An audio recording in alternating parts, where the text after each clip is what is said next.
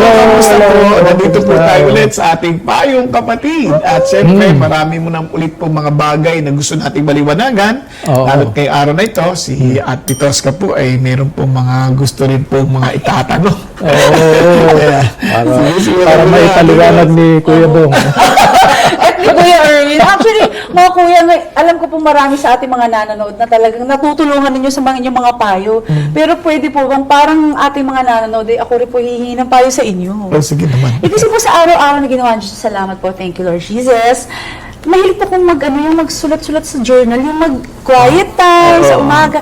Minsan pinagbabasa po akong Bible, meron po akong mga na-encounter na Bible verse na aminin ko na, hindi ko talaga masyadong maintindihan. Pwede mo bang matanong ko sa inyo? Para naman na magkaroon ng kasagutan. Alam mo, Tosca, huwag ka mag-alala sa ganyan. Kasi hindi naman natin lahat alam talaga lahat. Talagang may mga ma-encounter tayo na hindi natin agad mapapaliwanag. Maaring mapaliwanag kapag maaaralin mabuti, pero hindi guaranteed na maiintindihan mo lahat. Tsaka hindi ka nag-iisa dyan. Hindi naman tayo Diyos. Diba? Pero ganun pa man, nagtulungan tayo, di ba? Kaya kung meron kayo rin po, kung may mga tanong din po kayo, pwede rin po kayo mag-post. Kung meron kayo hindi maintindihan sa Bible, baka sakali lang, kung alam namin, tutulong kami. Kung hindi naman, edi sama-sama tayo. So, ibig sabihin mga kuya, pag nilagay po nila sa comment section ng kanilang mga katanungan, pwede po nung masagot yung kanilang mga questions Basta kaya namin. Bakit hindi? Hindi naman, edi be humble enough to admit na hindi natin kaya. Kasi hindi man kami all-knowing. Pwede namin masagot, pwede naman hindi. So, yes, I will give thanks, diba? And everything give thanks. Ito na po, sisimulan ko na po ang question. Mga kuya, kasi minsan nag-quiet time ako, babasahin ko po yung Bible verse para yung context po, di ba? Minsan lang. Hindi po ito po. So, sabi po sa Matthew 11:14, and if you are willing to accept it, He is Elijah who is to come. So, I think Jesus was pertaining to John The Baptist. John the Baptist. So, ngayon, ito po yung question ko. Ano po ibig sabihin ni Jesus dito? Si John at si Elijah po ba ay iisa? Or may reincarnation po na naganap? Madalas po natin na pag-uusapan while growing up ang reincarnation. Totoo po ba ito? Ayan. Wow. Diba? Kasi ganito yan, Tosca. Initial muna ito, mamaya papaliwanag pa ni Kuya Erwin. Doon muna tayo sa, bakit nila tinatanong si Jesus about John the Baptist? Kasi there was a prophecy in Malachi chapter 4, kung doon nagkakamali, verses 5 to 6, that before the Messiah comes, si Elijah muna will bring restoration. Kumbaga, it was prophesied that God will send the prophet Elijah to turn the hearts of the fathers and to the children and the hearts of the children to their fathers. Yun ang ina-expect na. So there would be parang mayroong forerunner na darating bago dumating si Jesus o yung Messiah. Messiah. And kung si Jesus yung Messiah, then nasan yung Elijah? Yun ang tanong di ba? Kaya, nung sinabi ni Jesus, kung tatanggapin ninyo, si John nga yun Kung tatanggapin mo, siya nga yung forerunner. Siya na nga yung dumating. Kung tatanggapin ninyo. Kaya meaning, pwede kasi nila i-reject yun Pag ni-reject nila yun, nire-reject din nila si Jesus as the Messiah. Di ba? Kasi yun ang katibayan di ba? So yun yung doon nang gagaling yon yung tanong na yon. So dapat Pero yung prophecy kasi, ang maliwanag sa prophecy na ipapadala ng Diyos si Elijah Si Elijah. Ang dumating si John the Baptist. Pero may sinasabi naman sa Luke, si Jesus, na sinasabi niya that si God, pinadala niya ang isang kanyang sugo, messenger, in the spirit and power of Elijah. Hindi naman Elijah mismo. Literal. Pareho. Ibig sabihin, halos pareho yung kanilang gawain, yung as a prophet, kasi ang talagang ino-oppose nila, kausap nila, si Elijah, si Ahab, yung king, si John the Baptist, si Herod. Pangalawa, ang kanilang ministry for reconciliation, to reconcile many to God. Yan. Tsaka makikita mo, halos magkapareho sila ng itsura eh. Tabi. Pareho, ganun ba? pa-leather belt, yung camel's hair, si Elijah, ganun din. Buhok din yung si John the Baptist, tsaka yung leather belt. Halos pareho. Kaya nga ang it's more of a fulfillment of the prophecy, hindi reincarnation. Ayun. So, Magkaiba yan. So, ibig sabihin, thank you po mga kuya. So, that's very clear. And, yaman na ho yung nabanggit ho ni Kuya Bong reincarnation. Syempre, minsan mahilig ako manood ng mga K-drama. Alam niyo naman. Minsan napag-uusapan, and I think sa iba rin pong mga relihiyon, paniniwala ho talaga nila, kunwari, naging mabait ka, magiging cute na puppy. Pero pag hindi ka naging mabait, ipis. Di ba? Kuya, of course, I don't believe in reincarnation, pero siguro po sa mga nanonood, maganda po sigurong mabigyan ng linaw po. Totoo po ba ang reincarnation? Alam ko po, gatas ho yun, di ba? Gatas. Carnation lang. Carnation yun, Carnation. Hindi mo natin yun. Bulaklak yun din yung carnation. Ayun mga Bulaklak. Bulaklak. Sige, Kuya Edwin, paliwanag mo yung reincarnation na yan. Reincarnation. Hindi naman tayo naniniwala sa reincarnation tulad ng sabi ni Ate Tosca. Di ba, Ate Tosca? Buti na nga hindi Tita Tosca. Sabi ni Tosca, ang reincarnation, number one, sa akin, kaya naniniwala yung mga tao, meron tayong pagnanasa na hindi nagtatapos ang buhay sa kamatayan eh. Gusto natin may forever eh. Walang hangganan eh. Kaya yung mga tao, hindi nila maiisip kung anong mangyayari pagkatapos ng kamatayan. Kaya katang isip na lang sa ginawa nila, may reincarnation. Pero walang katibayan yan eh. Walang proof or evidence na may reincarnation nga talaga. Pangalawa, kakaiba yan sa sinasabi sa Biblia. Walang reincarnation. Merong resurrection. Ibig sabihin, mabubuhay tayo muli sa presensya ng Diyos, sa mga matuwid, sa mga righteous, at sa mga nananatiling makasalanan. Doon sila sa tinatawag na hell. So yun, the point is, pagsilang natin, totoo nga, yung pagnanasa ng mga tao na walang katapusan ng buhay, totoo yun, in the sense na sa atin, sa paniniwala natin, mabubuhay tayo muli sa presensya ng Diyos o malayo sa presensya niya.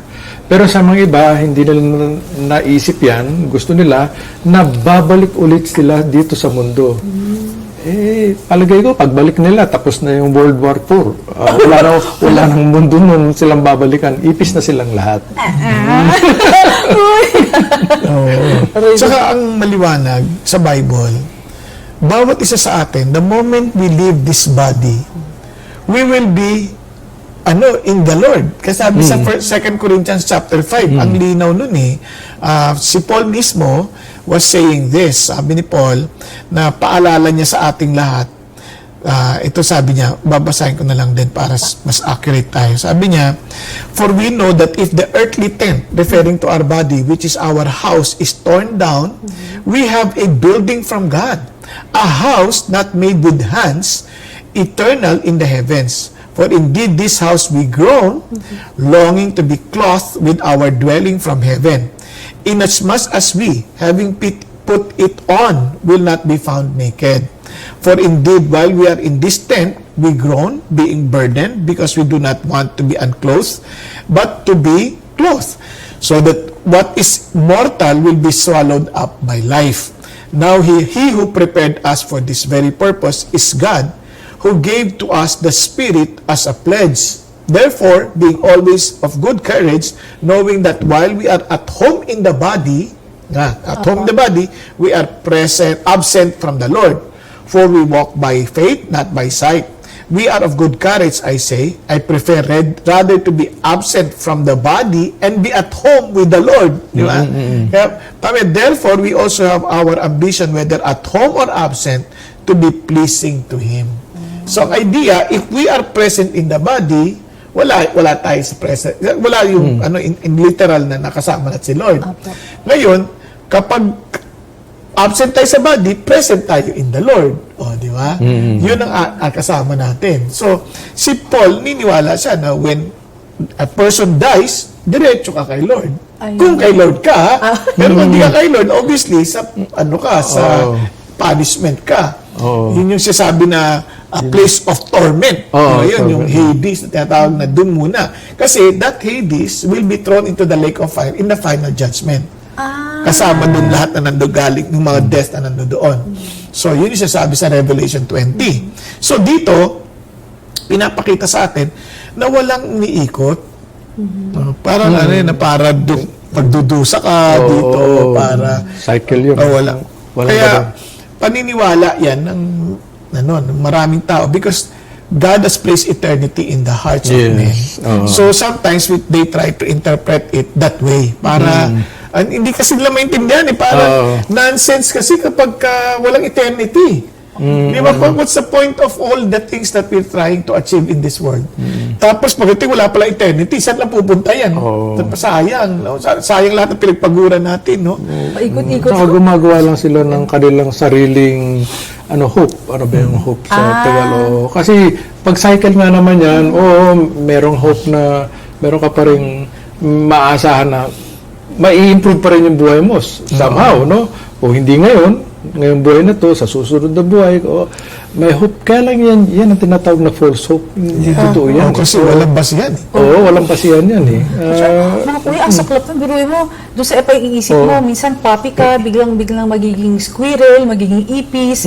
Parang, ano ba So, yun? isipin mo, you are the husband of you are my wife in the previous world, previous life. Parang, wow, kawawa ka naman kikita mo, asawa mo, napunta sa ibang lalaki ngayon. Parang, wala sa no. Kaya doon din ang gagaling yung word na karma. Doon po galing? Pag sinabi mo karma, doon ka baka karma ka din sa panibago mong buhay, doon mo babawiin lahat ng pinaggagawa mo.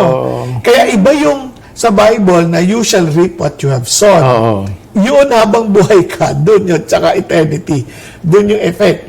Pero ito, yung sinasabi na reincarnation, yun yung parang pag-ikot mo ng panibagong buhay, doon makakarma ka, lahat ng mga pinaggagawa mo, babalik sa'yo. So, ibig sabihin ang karma po, hindi po siya biblical? Hindi. In a sense, parang twisted interpretation na You shall reap what you have sown. Parang ganun sowing and reaping. Pero ano yun? Thin line po, Parang minsan akala mo. Kasi ngayon, ang gamit natin, doon natin dinidikit sa anong tinanim mo, siyang aanihin mo. Doon natin dinidikit yung karma. Pero yung talagang salitang yan, dahil nakakonekta yan sa reincarnation doctrine na na babalik ka kasi, babawiin mo lahat ng mga pinaggagawa mo in your quote-unquote previous life. Mga kuya, thank you. Kasi minsan parang namimix, parang pareho lang. Hindi pala pareho. Magkaiba ho pala yun. Magkaiba, Thank you mga kuya. So, yun po.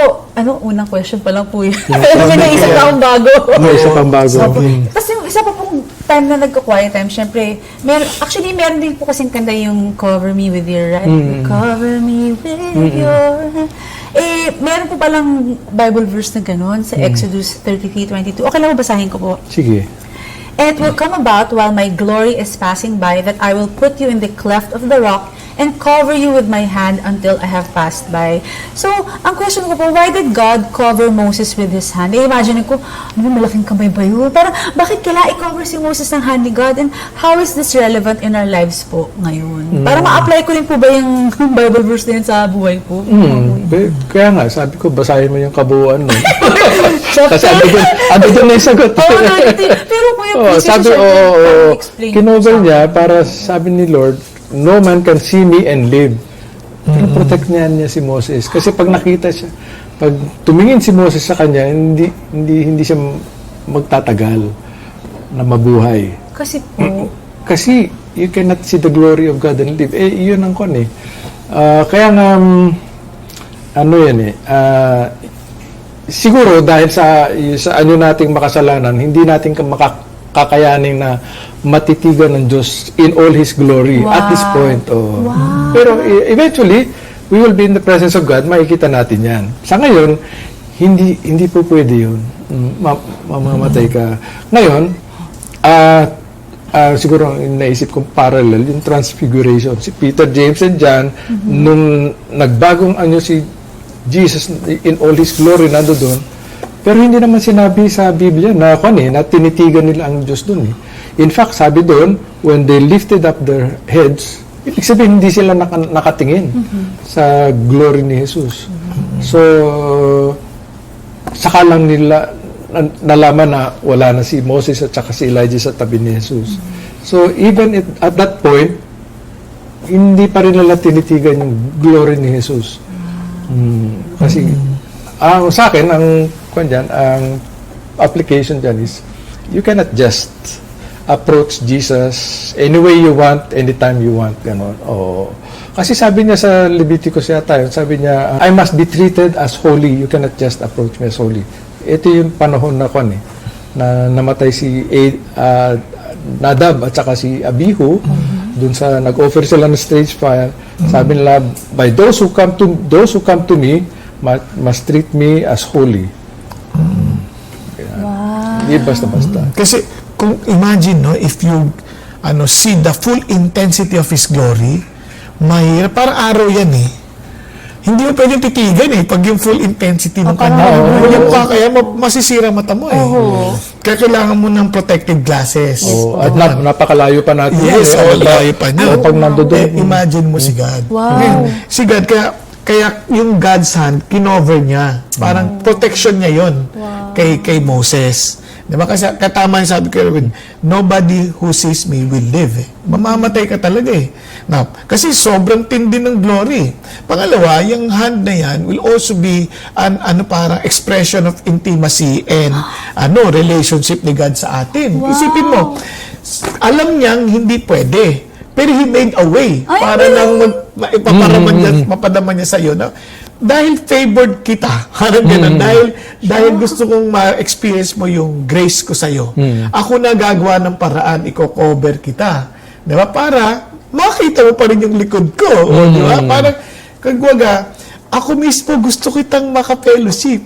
Pero ako na gagawa ng paraan. Kaya nga, sa totoo lang, yung sasabi ni kay Erwin, hindi man talaga tayo makakalapit sa Diyos. Naalala mo si Isaiah. Okay. Si Isaiah, prophet na. Pagkakita niya sa God, woe is me. Wala na ako.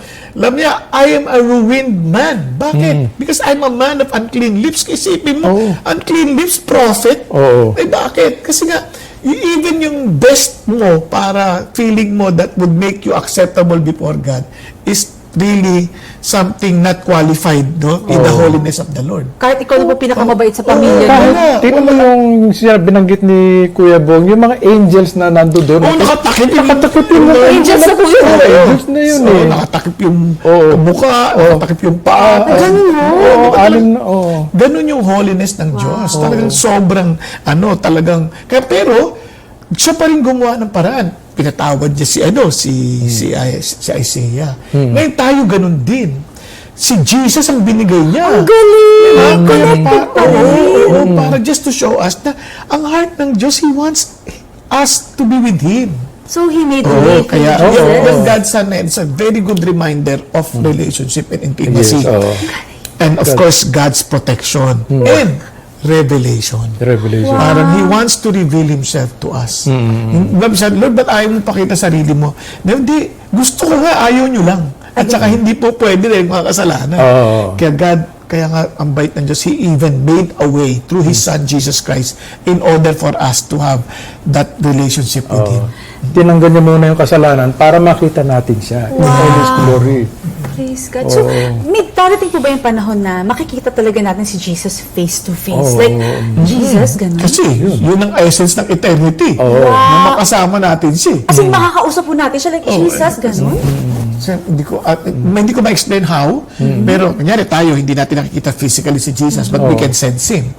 Di ba, imagine yung joy na yun. All the more kung talagang yung light na. Kasi, naalala ko yung preaching ni Bruce Wilkinson. Sabi niya, meron daw degree ng distance from God to Jesus. Kasi parang binabanggit nila John Wesley yun, no? At saka nila George Whitfield. Hindi ko makikita si John Wesley kasi parang ang lapit-lapit niya, Jesus, malayo ako. Nung narinig ko yun, umiyak talaga ako. Sabi ko, Lord, ayoko malayo sa inyo. Gusto ko malapit ako. Siyempre, sino ba naman ang gustong malayo? Alam mo, bait ng Diyos.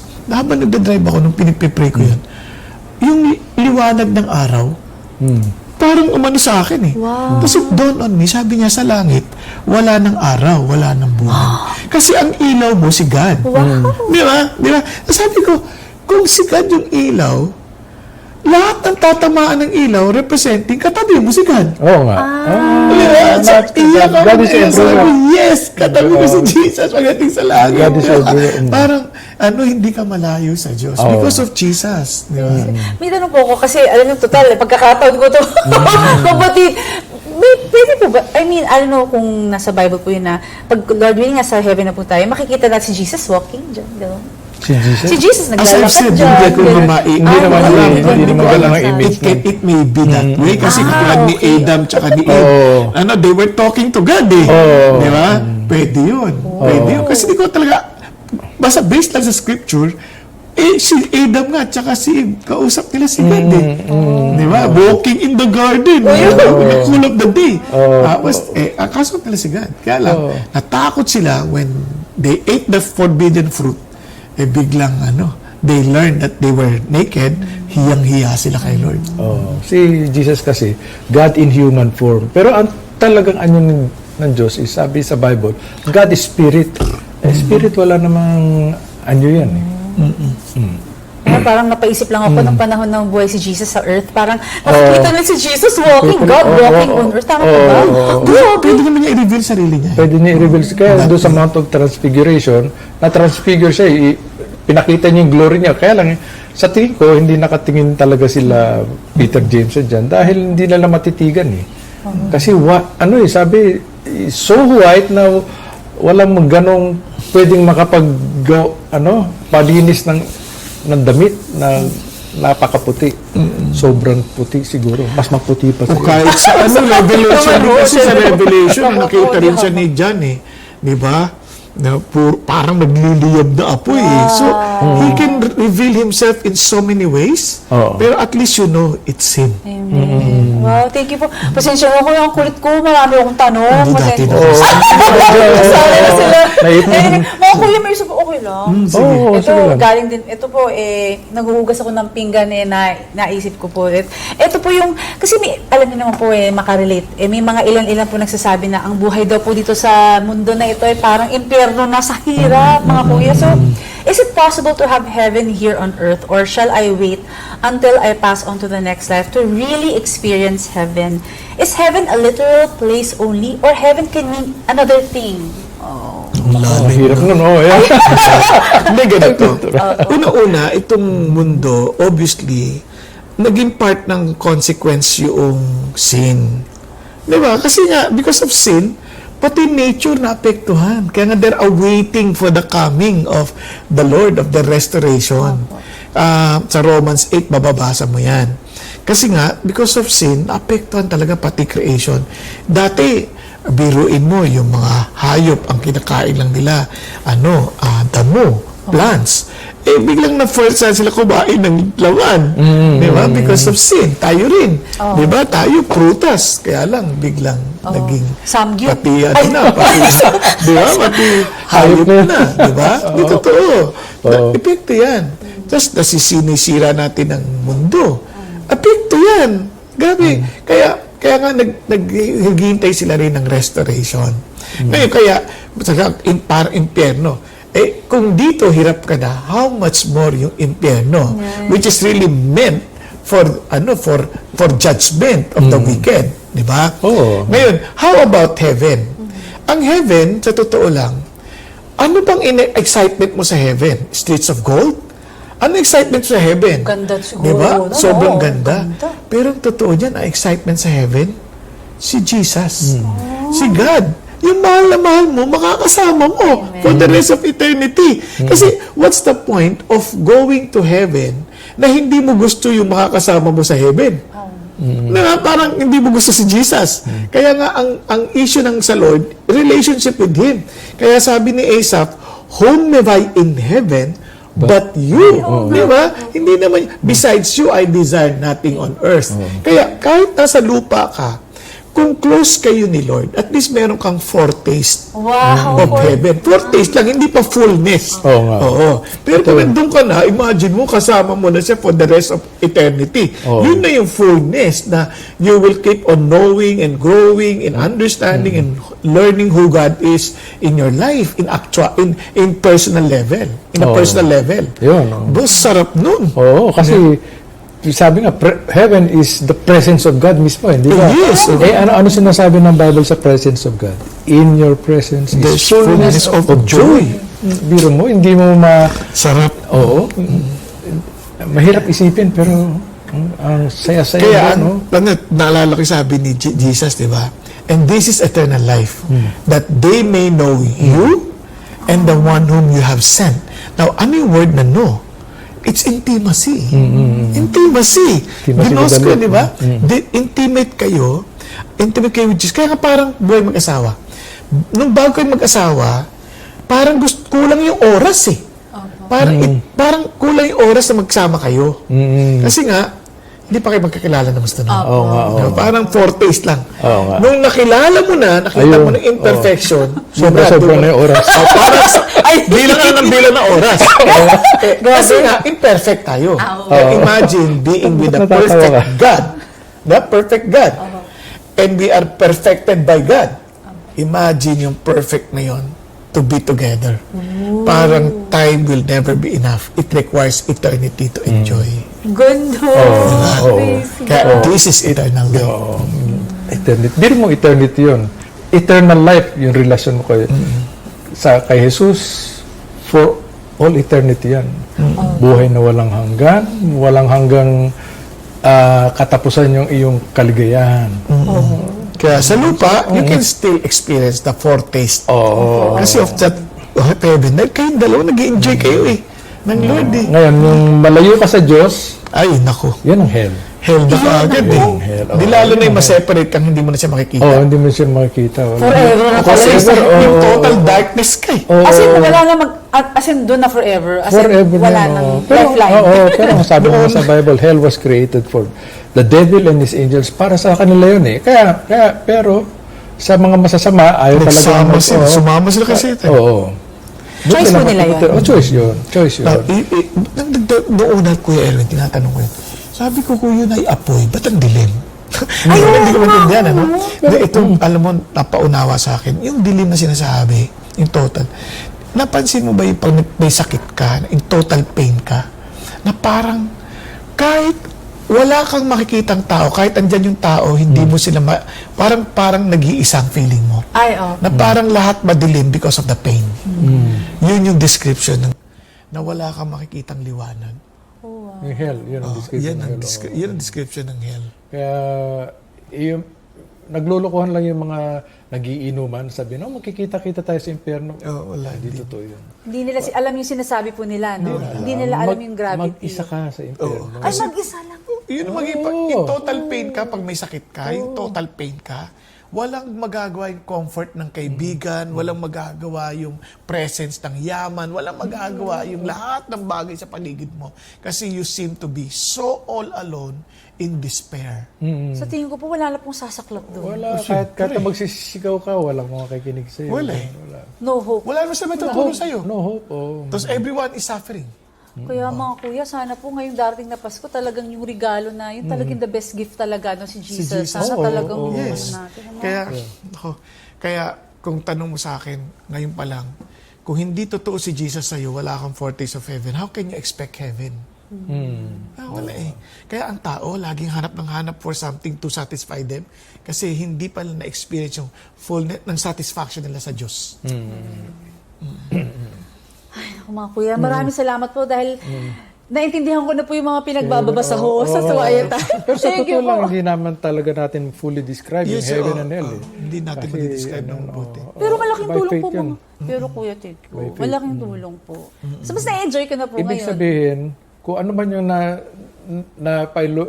naipaliwanag namin tungkol sa heaven, mas maganda pa ang maabot. Yung totoo. O yung totoong heaven, mas mas maganda maganda siguro pa. po ngayon, sana humaba pa buhay natin, no, mga kuya. Katulad din ni Paul, nagtatalo yung pakiramdam mo na minsan gusto mo nang nasa Lord, Ay, sa minsan mga- gusto mo nang Nandito lang kasi pa. may pinagagawa ka pa Opo. sa'yo. Kaya nga, to me, to live is Christ, to die is gain. Yun yung sinasabi ni Paul.